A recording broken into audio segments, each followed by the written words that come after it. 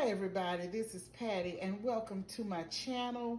Thank you so much for stopping by. I'm about to make a lemon pound cake and I'm going to show you the ingredients that I will be using. 6 large eggs, 2 lemons. I'll get the zest of lemon, the baking powder, baking soda, white sugar, pure butter, Swans Down cake flour, lemon juice, vanilla flavoring, salt, heavy whipping cream, and I will use the parchment paper and the 2 loaf pans.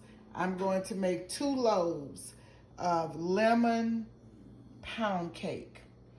And I will do everything, beat up everything, and then I'll come back and tell you what we have going on here. Here's the lemon pound cake.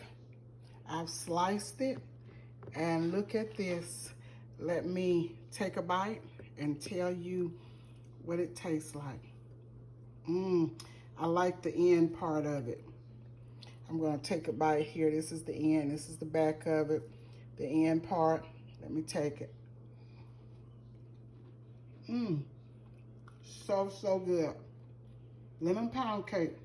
Please subscribe, press the thumbs up, and tap the notification bell to be reminded of uploads. Lemon pound cake.